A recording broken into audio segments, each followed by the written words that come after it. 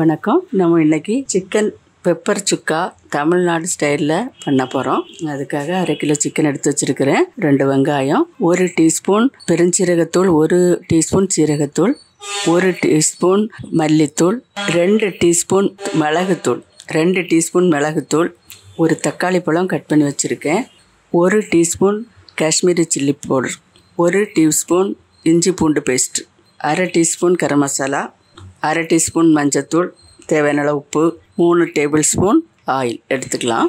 ஃபஸ்ட்டில் 3 table spoon oil சேர்த்துக்கிறேன். எண்ணெய் காய்ச்சதும் பெருஞ்சீரகம் கொஞ்சம் போட்டுடலாம். கொஞ்சம் கருவேப்பிலை, வெங்காயத்தை சேர்த்துடலாம். நல்லா வதக்கி விட்டுடலாம். கொஞ்சம் உப்பு சேர்த்துக்கலாம்.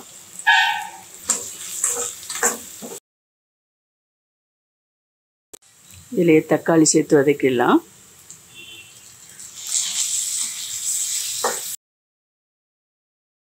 கொஞ்சம் வதங்கட்டும். வதக்கிட்டு நம்ம அரைக்கத்தான் போகிறோம். இப்போ இது வதங்கினது போதும். இதை நம்ம எடுத்துடலாம். இப்போ இந்த எண்ணெயோட இன்னும் 1 டேபிள் ஸ்பூன் ஆயில் சேர்த்துக்கலாம். இஞ்சி பூண்டு பேஸ்ட்டு சேர்த்துடலாம்.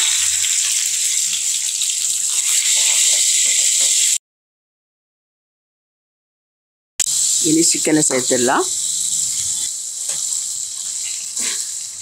இதை நல்லா வதக்கி விட்டுடலாம்.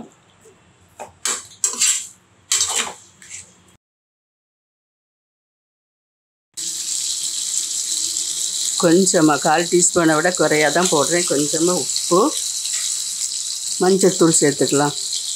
1/4 டீஸ்பூன். இப்போ நம்ம இதை அடுப்பை சிம்மிலேயே வச்சுட்டு நம்ம எடுத்து வச்ச பொடியெல்லாம் சேர்த்துடலாம். மல்லிப்பொடி, சீரகம், பெருஞ்சீரக பொடி, காஷ்மீரி சில்லி பொடி, மிளகு பொடி. மிளகு தான் கொஞ்சம் அதிகமாக போட்டிருக்கோம். 2 டீஸ்பூன் போட்டிருக்கோம். சேர்த்து மிக்ஸ் பண்ணிடலாம்.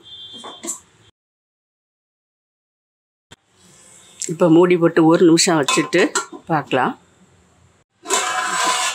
திறந்து பார்க்கலாம். நம்ம போட்ட மிளகு தூள் எல்லாமே சேர்ந்து இந்த கறியோடு பிடிச்சிருக்கோம். இனி அரைச்சி வச்சா வெங்காயம், தக்காளி வதக்கி வச்சோம் இல்லையா, அதை இதில் சேர்த்துடலாம். அரைச்சி வச்சதெல்லாம் இதில் சேர்த்தாச்சு. இதோட கொஞ்சம் தண்ணி சேர்த்துடலாம். நல்லா கலந்து விட்டுடலாம்.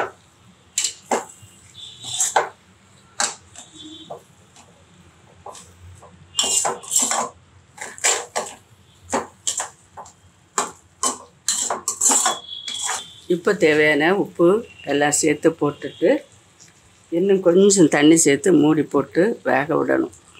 தேவையான அளவு உப்பு சேர்த்துக்கலாம். நான் ஒரு கொஞ்சமாக சேர்க்குறேன். கரம் மசாலா ஒரு 1/2 ஸ்பூன் சேர்க்குறேன். கலந்து விட்டுடலாம். கொஞ்சம் மல்லி கருவேப்பிலை சேர்த்துடலாம். 3/4 கப் அளவு தண்ணி சேர்க்குறேன். மூடி போட்டு வேக விட்டுடலாம்.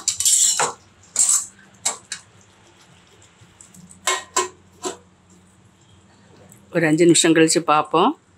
இப்போ திறந்து பார்க்கலாம். இடையிடையே 5 நிமிஷம் அப்படியே வைக்காமல் இடையிடையே எடுத்து அடி பிடிக்காமல் இருக்கிறதுக்கு கிளறி விட்டுக்கணும். இப்போ இது மூடி வைக்காண்டாம். இனி இதை சுக்கா ஃப்ரைக்கு ரெடி பண்ணிடலாம்.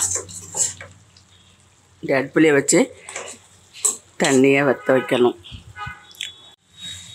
இன்னும் ஒரு நிமிஷம் கழித்து எடுத்துடலாம். கடைசியாக 1/4 டீஸ்பூன் மிளகுத்தூள் இதில் சேர்க்குறேன்.